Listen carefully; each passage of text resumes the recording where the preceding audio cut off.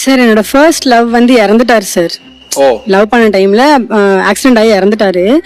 அதுக்கப்புறம் நான் ரொம்ப ஓவர் திங்கிங் போய் ஒரு 1 இயர் நான் அதுல இருந்து வெளியே வரவே இல்லை. ரொம்ப டைம் எடுத்துக்கிச்சு. அதுக்கப்புறம் இன்னொரு லவ்க்குள்ள போகவும் சரி, இன்னொரு லைஃப்குள்ள போகவும் சரி, நான் ரெடியாவே இல்லை. ஓவர் திங்கிங் ஆகி ஆகி சாமி முன்னாடி அழுகிறது, வீட்லயே தனியா உட்காந்து அழுகிறது, வீட்டுல யார்கிட்டயும் பேசாம இருக்கிறது, லைக் அந்த மாதிரி அப்படியே இருந்துட்டே இருந்தேன். ஆக்சிடென்ட் ஆகி தான் அவர் இறந்தாரு. ஸோ வண்டியில யாராவது போனாலுமே எனக்கு சேஃபா போவாங்களா இல்லையா அந்த மாதிரி பயம் வந்துட்டே இருக்கும்.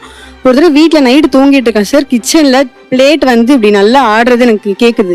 ஆனா அது இந்த அவரு கிடையாதுன்னு நான் யோசிக்கிறேன், இறந்தவர் கிடையாதுன்னு நான் யோசிக்கிறேன், அது இருக்காதுன்னு யோசிக்கிறேன்.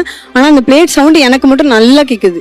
உள்ள போய் பார்க்க அந்த பிளேட் ஆடவே இல்லை. ஒரு கொஞ்ச நேரம் கழிச்சு அது ஆடுது சார். ரொம்ப பயம் ஆயிடுச்சு எனக்கு. அதுல யோசிச்சு நம்ம செத்துடலாம், அவர் தான் நம்மளை கூப்பிடுறாரு, லைக் அப்படி நான் யோசிச்சுட்டேன் சார். ரொம்ப ஓவர் திங்கிங் ஆயிட்டேன். நம்ம இறந்துட்டோம்னா நம்மளும் அங்கே போயிடலாம், மேலே போயிட்டா அவங்க கூட இருக்கலாம், அவங்க நம்மளை கூப்பிடுறாங்க, லைக் அந்த மாதிரி யோசிச்சு ரொம்ப டிப்ரெஷன் ஆகி வீட்டில் யார்கிட்டயுமே பேசாம இப்படியே இருந்துட்டு இருந்தேன். பட் அதுக்கப்புறம் வந்து லவ் ஆகி திரும்ப மேரேஜ் பண்ணிட்டோம் நாங்க.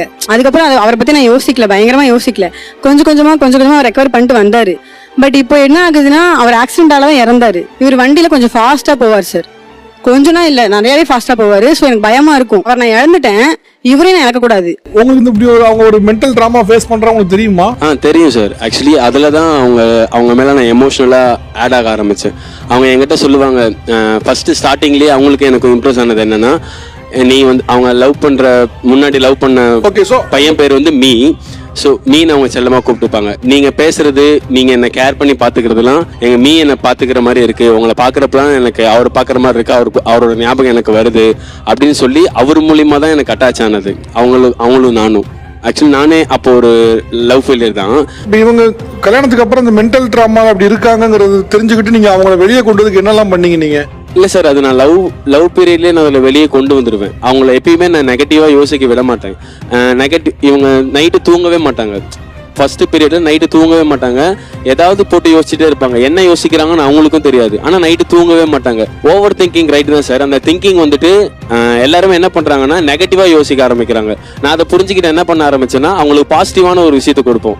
ஓவர் திங்க் தானே பண்ற, இந்த விஷயத்தை நினைச்சு நீ பாசிட்டிவா திங்க் பண்ணு அப்படின்ற விஷயத்த நான் உங்களுக்கு கொடுக்க ஆரம்பிச்சேன். அப்படி கொடுத்து அவங்களை அதுல இருந்து கொஞ்சம் வெளியே கொண்டு வர வச்சேன். ஆக்சுவலா ஆனா பொதுவாக ஒவ்வொருத்தருக்கும் ஒவ்வொரு மொமெண்ட்ல வந்து காதல் மலரும்.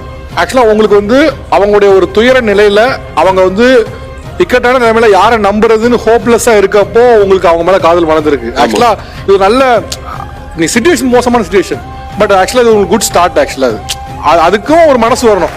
ஏன்னா எல்லாத்துக்கும் அது வராது.